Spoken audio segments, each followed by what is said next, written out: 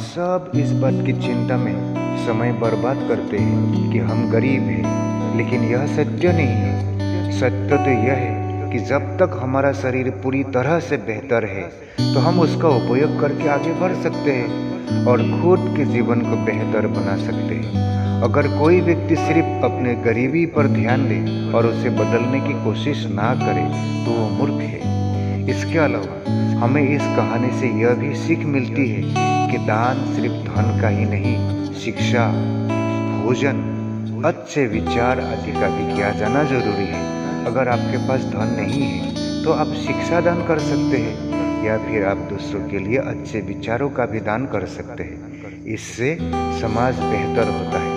दोस्तों, आज आपके सामने एक सुंदर प्रेरक कहानी प्रस्तुत करने जा रहा हूँ। एक कहानी का नाम है बुद्ध और भिखारी।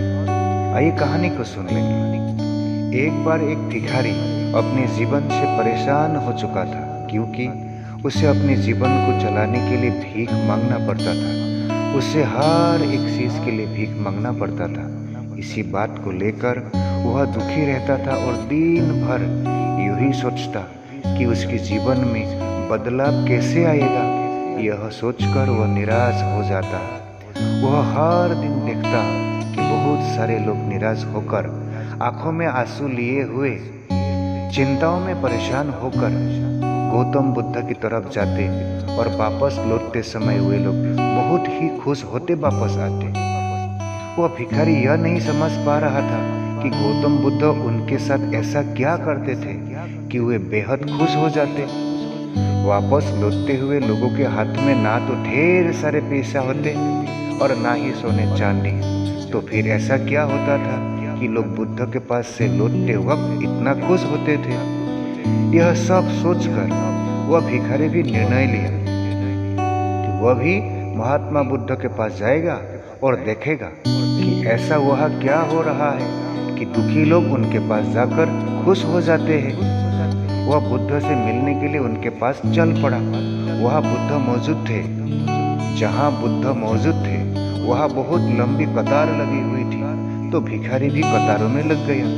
कतार में लगकर वह अपनी बारी का इंतजार करने लगा। देखते ही देखते उसकी बारी आई और उनसे बुद्ध से देखते ही देखते उसकी बारी आई और उसने बुद्ध से कहा, बुद्ध, मैं बहुत ही गरीब हूँ, मेरे पास कुछ भी नहीं है। मुझे अपना जीवन चलाने के लिए भी दूसरों से भीख मांगनी पड़ती है। मुझे अपना जीवन चलाने के लिए भी दूसरों से भीख मांगनी पड़ती है। अब आप ही बताइए कि मैं अपने जीवन को कैसे बेहतर कर सकूं? यह सब सुनकर बुद्ध ने कहा, तुम गरीब नहीं हो, तुम्हें ऐसा लगता है क्योंकि आज तक कभी तुमने किसी के लिए कुछ भी नहीं किया, ना ही तुमने कभी किसी को दान किया, ना ही तुमने दूसरों के लिए कुछ किया।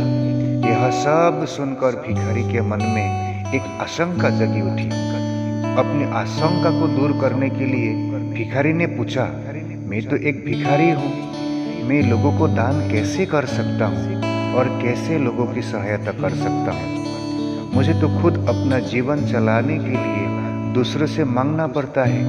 यह सब सुनने के बाद गौतम बुद्ध थोड़ी देर चुप रहे और फिर उससे बोले, तुम्हारे पास हाथ है जिससे तुम लोगों की सेवा में लगा सकते हो और दूसरों का भला कर सकते हो।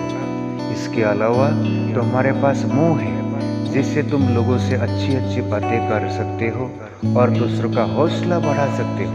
यह सब करके भी तुम दूसरों की सहायता कर सकते हो। जरूरी नहीं है कि दान सिर्फ पैसों से किया जाए। हम चाहे तो हम शिक्षा भी दान कर सकते हैं, चाहे तो अन्न का भी दान कर सकते हैं।